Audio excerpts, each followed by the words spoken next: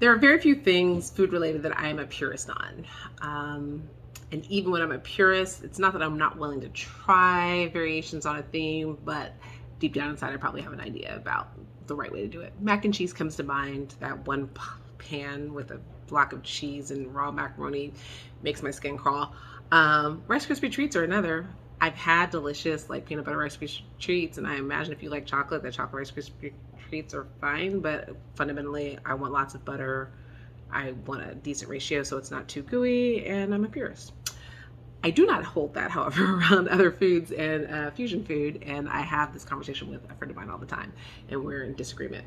So, if you are from the like Mediterranean in any way, shape, or form, this may be an abomination to you. But what I'm about to do is Spanakopita, except for I had some old spinach that I needed to like. It was on its last leg, and I needed to use it. But I also have a bunch of mushrooms that also need to get used, so I'm about to, and we're gonna put those together and see what kind of magic we can make. If you want to see, this is what it would normally look like. This is the spinach, an egg, my feta, green onions, regular onion, garlic. I didn't have fresh dill, so dried dill.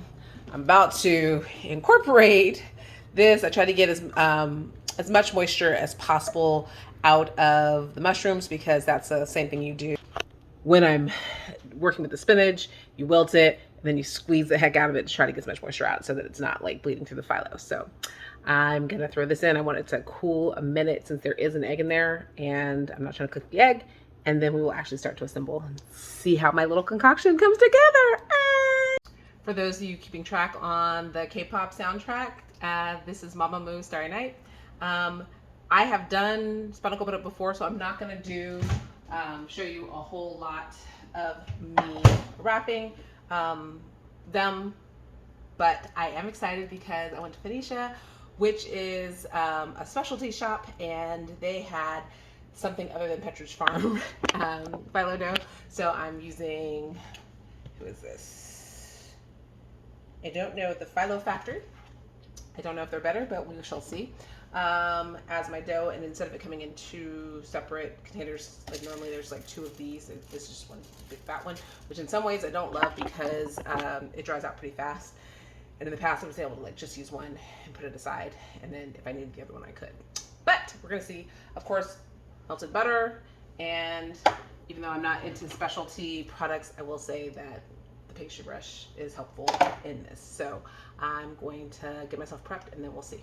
Okay, so I have my first layer. I will say for this brand, and maybe I just thought it better, or maybe it was, but this, like, they all came off as whole sheets, which I am deeply grateful for, because usually I am like trying to piece together.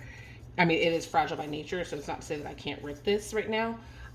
But with the other brand, it usually, they're already kind of cracking to begin with, which makes it more complicated, not impossible, but it makes me have to get a little creative. Now I said that, and then I scrunched these when I pulled them out because I also wanted to fold the ones that I'm not using yet, fold those up so that they wouldn't dehydrate, because the cracking is intensified when they are dehydrated. So that's why you also kind of want to work quickly. I have clearly talked all that nonsense, but this is operator error, not product error. So keep that in mind to maybe not try to speed through so you can show people what you're doing, because then you could have a better lineup. Normally I would like line these up better. But as it is, we're going to continue, and then maybe when I'm not trying to demonstrate this on camera, I can get back to my usual, a little neater process. So do one more layer, this one right here, that I'm cracking as we speak, because again, it dries out pretty quickly, even just a couple of minutes that took me. Boom, boom, boom. So these are wider than the other ones as well. So normally I would divide this in threes. I think I'm gonna do fours with this. And that's not the straightest. We're struggling a little here over here. But there you go. And then grab some filling. I'm gonna assume that you can see me. You can right on the edge. So some filling there. And start making our triangles. And there we go. Look at that. I can probably do a little more filling in these. And then I need to put them in the freezer because I have made this error before by letting them sit out and then all the juices run, and then when you do freeze them they don't work as well. But that's our first one, and I'll get going and I'll show you as I progress. Two quick things that people who do this all the time will probably laugh, because of course if I pull these off like two at a time and just fold it back, they're already lined up, and then I don't have to worry about like lining them up so much when I'm laying them back down, and just do half. So that's one thing. The other part is I've done a couple of these now, and I think that these are not just wider but also longer. So normally when I use the other brand, I do 3 sheets to make sure that you have enough of the crunchy outer coating. And I'm not sure that I need that. I'm wondering if it's just 2 sheets. It took me kind of a long time to figure that out. So I'm about to try it with 2 sheets and see if that doesn't seem adequate. And if it doesn't, then I'll go back to the 3 sheets. But for these purposes of I'm going to try it with my new technique. As you can see, everything nicely lined up. And I'm also going to try it with just the 2 sheets. I have like a little bit of filling left, but I'm gonna get creative with that. Turns out 2 is more than sufficient. And I also figured out, again, anybody who does this is probably like, oh, special girl. You do a little tuck. If you have enough, you can do like a little present and tuck it under so it's nice and neat and you don't have that outline pieces. Sometimes it's a little not complicated, but it doesn't always want to cooperate. But that way you get your nice, perfect package. Yay! So this is what I have. I have 3 in the oven right now. This is what I have made. I'm gonna let them sit up in the freezer a little bit longer because I don't, well, actually, I'm gonna go ahead and pack them up and divide them up so that I can have them whenever I want them and don't have to go through this whole process. And I'm gonna figure out with just this last little bit of filling, I'm gonna throw it in like a single sheet and then put these sheets back into the freezer. Sometimes I will play around when I have pistachios. I will play around and do like roasted pistachios and cinnamon and cardamom and a little bit of butter and some sugar and wrap it up kind of like a little baklava, like a pseudo baklava. But pistachios are hard to come by right now, so I'll have to get creative. We'll see.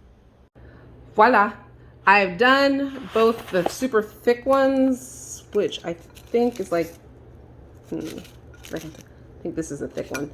Now I can know this is a thick one versus the thin one, but as you can see, like there wasn't a leaking out or anything like that, so I'm gonna take that as the thin win. So when I'm using this brand, just choose 2, so 4 across, and then just 2 sheets instead of the 3. I made one like larger rectangular one that's in the oven right now. These are hot. I know I'm gonna like rue the day that I'm gonna go ahead and do this right now, but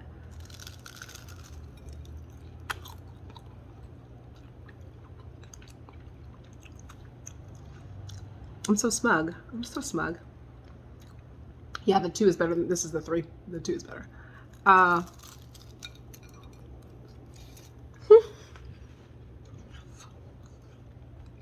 All flaky, delicious bits. This is delightful. I hope you're having something delightful too. One last quick note.